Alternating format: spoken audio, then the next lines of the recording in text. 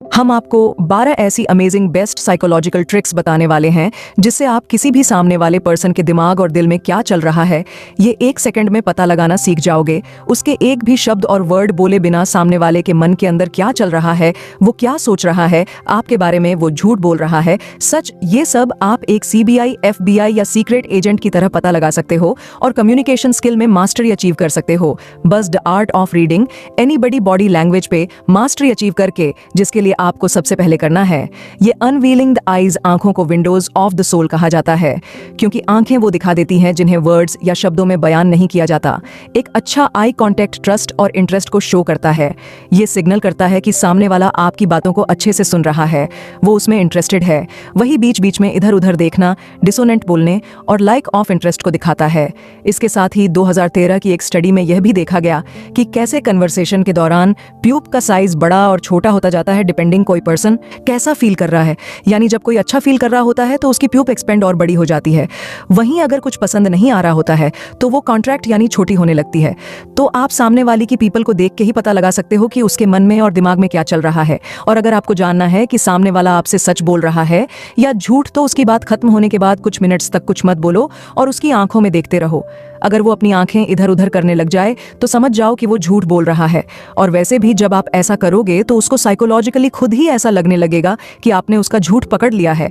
आप उसकी बातों में आकर बेवकूफ नहीं बन सकते। आप स्मार्ट हो तो चांसेस हैं कि वो फिर खुद ही सच बोल देगा। ये ट्रिक काफी CBI और FBI के ऑफिसर्स भी यूज करते हैं क्रिमिनल्स का झूठ पकड़ने और सच उगलवाने के लिए।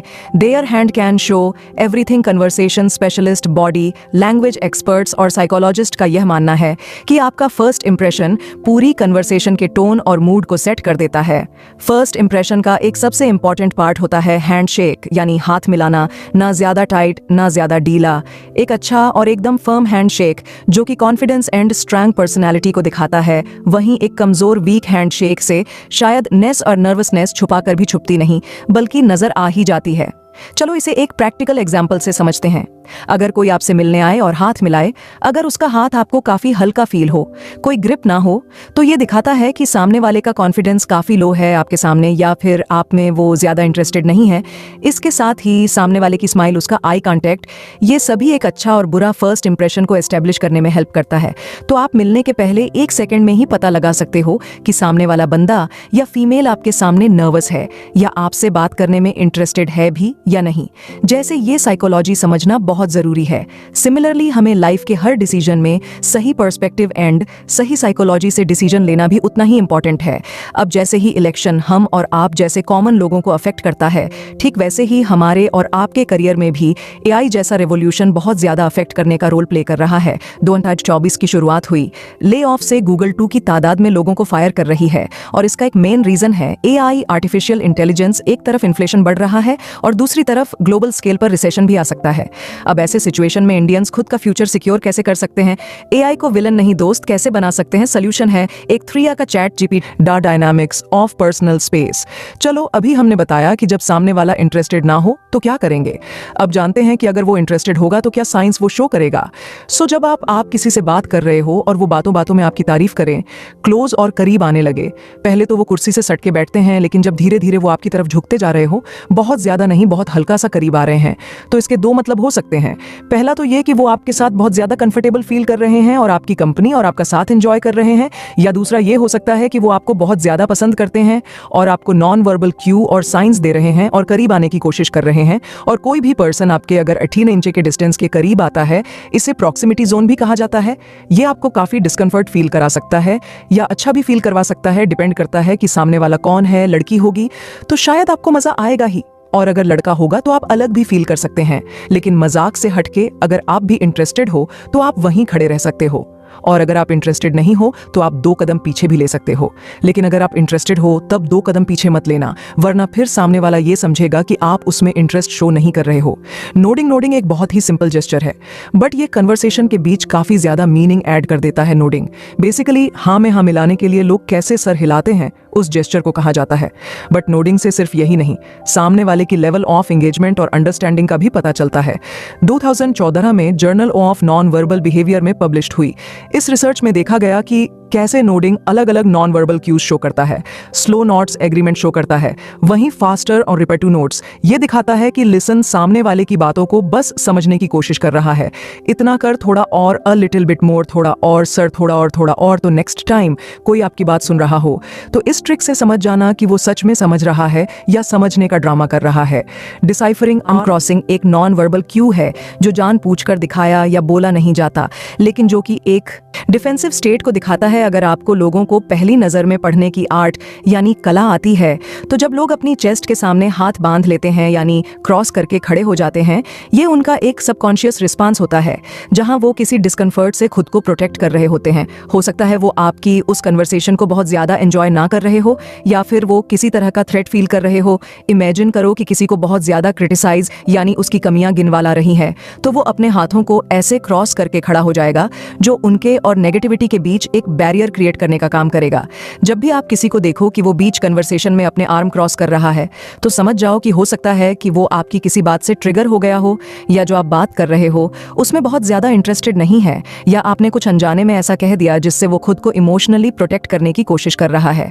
रीजन कुछ भी हो सकता है, लेकिन आपको ऐसे में उस कन्वर्सेशन को वहीं खत्म नहीं कर देना है बल्कि आपको आराम से टॉपिक को चेंज कर देना है और दूसरे टॉपिक पर बात स्टार्ट कर देनी है जिसमें या तो वो इंटरेस्टेड हो या वो चीज थोड़ी फनी हो, ताकि कन्वर्सेशन और सिचुएशन का टोन और मूड थोड़ा लाइट हो जाए। Cracking the code of visiting. क्या आप कभी ऐसे लोगों से मिले हो जिनसे एक जगह आराम से बैठा ही नहीं जाता, जो कॉन्स्टेंटली अपने पैर हिलाते रहते हैं, अपने कपड़े एडजस्ट कर रहे होते हैं, अपने बालों को बार बार छू रहे होते हैं, अपनी उंगलियों को मरोड़ रहे होते हैं? इस अनकॉन्शियस बिहेवियर को ही फिजिटिंग कहा जाता है। ये साइन होता है नर्वसनेस और सोशल डिस्कम्फर्ट का। जब लोगों के इमोशंस उनके अंदर जमा होने लग जाते हैं तो वो फिजिटिंग का यूज करके उन्हें रिलीज करने की कोशिश कर रहे होते हैं। तभी फिजेट स्पिनर और push and pop bubble fidget को बनाया गया। वैसे ही फिजिटिंग के ये छोटे मोटे एक्ट्स एंड साइंस किसी भी पर्सन के अंदर के इमोशंस को शो करते हैं, जैसे कि डिस्कम्फर्ट, रेस्टलेस, बेचैनी, stress board maker.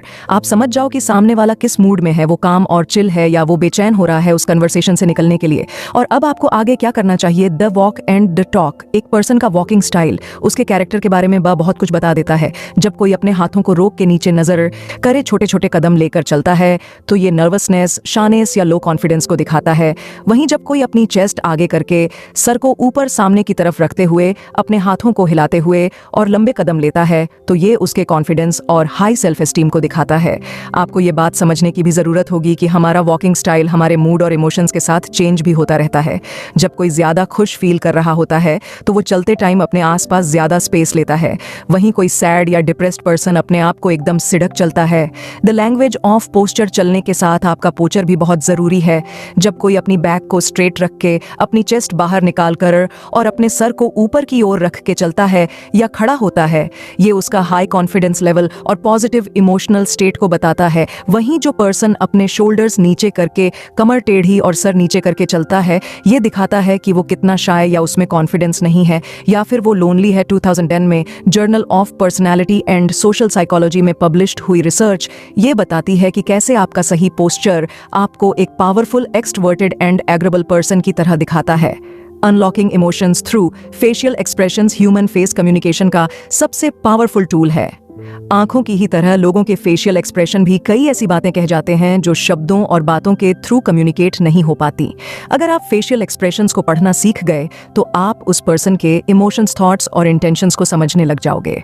Psychologist Paul इमान ने 2007 में journal of non verbal behaviour में एक स्टडी पब्लिश करी थी, जहां उन्होंने बताया कि सिर्फ ह्यूमन फेशियल एक्सप्रेशंस को देख के आप happiness, sad, anger, surprise, fear and disgusting. In fact कई रिसर्चर्स में यह भी देखा गया है कि फेशियल एक्सप्रेशंस सिर्फ इमोशंस को दिखाते ही नहीं बल्कि उससे इन्फ्लुएंस भी हो जाते हैं।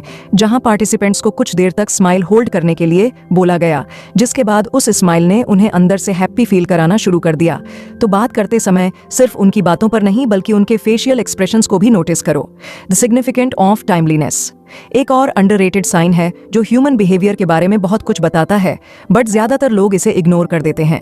सामने वाला टाइम को कैसे ट्रीट करता है ये उसकी पर्सनैलिटी के बारे में बहुत कुछ बताता है।